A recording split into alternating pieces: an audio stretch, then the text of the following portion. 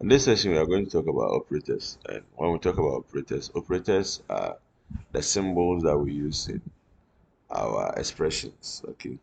Now, the first of the operators we are going to take a look at is the assignment operator. Oh, wow. Okay, so let's take a look at the assignment operator first. Before now, we take a look at the kinds of operators that we have. The assignment operator works by putting values in memory. So I'm going to give an example. You can think of an assignment operator as an instructor that carries values into memory. We've taken a look at variables already, and a variable is a container in memory. So when we use the assignment operator, what we are saying is put this particular value in memory. Make sure you do well to check the videos on data types. You can also find that one in the variable video. So when we say x equal 5, we don't really read it as x equal 5, but rather we say assign the value of 5 over here to whatever is inside x. So that's basically the assignment operator, what it does. And we have different kinds of operators. We have the arithmetic operator, we have the relational operator, then we have the logic operators. The logic operators are also called the compound operators. With the arithmetic operators, we divide them into two. We have something we call order of precedence. Now, in our mathematics, we are doing something called BODMAS, where we split the expression using brackets, and then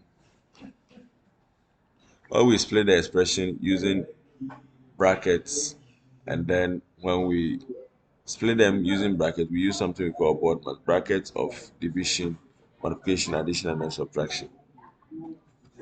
Anytime you have an expression, make sure you execute expressions having this form, multiplication, division, or modulus first, before you proceed to expressions with addition and then the subtraction symbol. In programming, when you are executing expressions, we don't use BODMAS in here. As you can see, BODMAS, there is a cancellation sign with a BODMAS. We don't use BODMAS when we are doing programming. If you understand how it works, fine. But basically, we move from left to right as we are executing the statements. So there's an analogy that I've always been using. Think of these ones up here, up the division, up this particular line. Think of them as marriage. So anytime you see an operator, the multiplication operator or the division operator or the modulus operator being used, you can think of it as a marriage, a whole marriage something. And then the plus and the minus, think of it as the dating people or the single people playing around. So we deal with the married people first before we deal with the dating people. So you can imagine going to a festival or maybe an occasion, and then they have a rule. Until we are done with these people, we will not take a look at the ones that are not of this form. I'm going to give an example and then we will understand. We have over here 3 times 4 minus 6 divided by 7 modulus 4 plus 7 divided by 5 times 12 minus 3. Moving from left to right, we need to consider the ones that are married. And by married, talking about the ones that have these symbols. So on this side, we know we have 3 times 4. So definitely we'll have to execute it first. So we'll multiply 3 and 4. And when we are done, we would have to look on the line. Which one comes next? The next operator is minus, but minus is for the dating or the single people. So we'll not consider that. We're going to consider the next operator, which is the division operator. The division operator has two operands around it, which is the 6 and the 7. So the 6 and the 7 coming together will give us a particular value. That value will have to be replacing whatever is over here. And now the next operator is the modulus, also talking about marriage.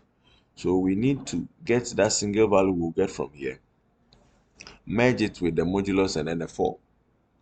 Then we meet another operator, which is the addition operator. The addition operator has nothing to do with marriage. It's just for the dating and single people. So you skip it. And then you move for any item that has to do with marriage until you are done with that line. The next thing we meet is the division operator. We take a look at the 7 and the 5 getting divided. Take note, anytime integers are dealing with an operation, the answer we get should be an integer. when we have a real number, or you can talk about a decimal in an operation, then you can think of getting a decimal as an answer. So in this case, 6 divided by 7 is not 0 points, what value you are thinking of, but rather the answer is 0. Because when 7 goes into 6, we usually do not get an answer. It's 0. The remainder is neglected because 7 is an integer and 6 is also an integer. On this side, we have 7 over 5. 7 over 5 gives us the value 1. The decimal part is neglected. Okay, so we'll see it on the next screen. So over here, we take a look at the first marriage component, which is the 3 and the 4. We get 12. We take a look at the 6 divided by 7, which is 0.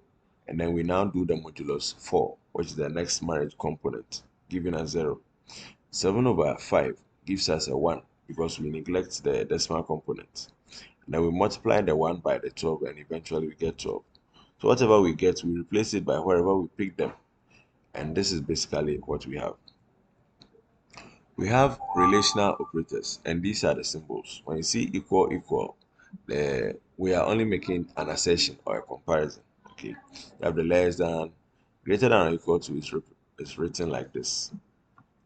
Okay, so basically, not equal to can be written in this form or that form.